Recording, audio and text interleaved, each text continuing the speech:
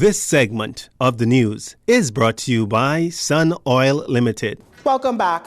The country's homicide count up by 2 as police on Harbor Island are investigating how a man died on that island on Friday night, and police here on New Providence investigating a stabbing death last night. In the latest homicide, information received by JCN News is that sometime before 9 p.m., a male got into an altercation with a group of males at a local bar and lounge at the intersection of 2nd Street, The Grove, and Palm Tree Avenue. As a result of the altercation, he was stabbed about the body. He was transported to hospital in a private vehicle where he later died. Police in their reporting did not reveal his identity. However, sources say he is 29-year-old Javon Deal. Now, as for that homicide on Harbor Island, police reports indicate that shortly after 10 p.m., officers received reports of a shooting incident that occurred on Barrett Street. When they responded, they met a male lying on the ground outside a residence with apparent gunshot wounds. The local doctor later examined the body and pronounced the victim dead. According to JCN's records, these 2 homicides pushed the homicide count for the country to 14 for the year. Police are investigating these incidents. Meantime, police on Abaco have a 15-year-old male in custody assisting them with their investigation into a stabbing incident. Information from that island has revealed that on Friday, shortly after 3 p.m., police received a report that a 15-year-old male, while in the area of the community park in Spring City, Abaco, was attacked by a male who was known to him and stabbed multiple times about the body. He was assisted to the Marsh Harbor Clinic in a private vehicle and is listed in serious but stable condition. Police are continuing their investigations. The Royal Bahamas Defense Force is actively continuing the search for an overdue craft that was reported missing earlier in the week. In a release issued on Saturday evening, Commander William Stirrup, the RBDF's search and rescue coordinator, shared that after some 5 days of canvassing an expansive area of the water around the northern island of New Providence and surrounding keys and inlets, coupled with the extensive search of the eastern and western shorelines of Eleuthera, the force has not located the vessel or its occupants as yet. A United States Coast Guard air asset has also joined in the search efforts, which extended as far as Chubb Key, Ship Channel, and Highborn Keys. The 3 occupants reportedly left for a fishing trip on a 12-foot skiff on Sunday, January 31st, around the northern coast of New Providence and have not been seen or heard from since. The Royal Bahamas Defense Force remains committed to protecting the territorial integrity of the Commonwealth of the Bahamas.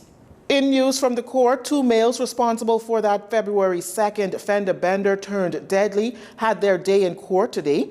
A 17-year-old juvenile male and 20-year-old Jonathan Griffin stood before Deputy Chief Magistrate Andrew Forbes in court number 8, both charged with murder.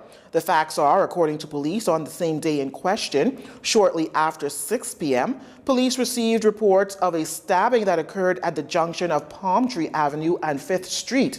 Once officers arrived on the scene, they found a male lying on the ground in the street unresponsive. According to documents from the court, the victim is identified as Andrew Stirrup. The duo was not allowed to enter a plea to the charges. The juvenile was remanded to the juvenile area of the Bahamas Department of Corrections. Griffin was also remanded to the Department of Corrections. They returned to court on March 24th for service of a voluntary bill of indictment. Bahamas taxi cab union members have plans to demonstrate in Parliament Square this coming Wednesday. Union President Wesley Ferguson says as much as he says he and his union members are aggravated that the government has not addressed some of their concerns.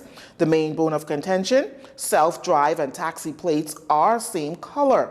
He also notes some issues from the last Progressive Liberal Party administration. One of our main issues was the same colors of the taxi plates, but as it pertains to FCs and taxi plates being the same. It is very confusing for people who want to catch a taxi also, but, even with the tourists. And see, it's open up the door for FC drivers to pretend to be or act as if they're taxi drivers. And it's very dangerous because they're not really insured to transport passengers on hire. And it's not going to stop until something happens to a tourist in an FC then the Bahamas government had to pay out millions of dollars. Mr. Ferguson says that the era of taxi cab and self-drive cars having the same plate colors were made under the Christie administration. He adds that former Transport Minister Renwood Wells promised that the matter would be addressed, and that's almost 4 years ago, he says. Asked about the message he wants to send to the Prime Minister and the Ministry of Transport, Mr. Ferguson says this. We want the taxi plate changed, the color. That's a simple thing. We make plates right here. All right, there's 1,135 plates. That's a phone call from the Minister of Transport to the controller and said, look, this is the color that we want the taxi plate. Get that ready for them. That can be done in a week, maybe in 2 weeks. That can be done. Okay? It takes 7 years, and it still has not been done. And we want the the Prime Minister to issue the taxi plates that he promised the taxi drivers from 2019. The union has already sat with the minister on more than one occasion. They have done all of their homework. The union gives them all of the information that they need so they can know who the taxi plate should be issued to. Calls to transport officials were unsuccessful up to news time. Stay with us. Our final story is up next. This segment of the news has been brought to you by Sun Oil Limited.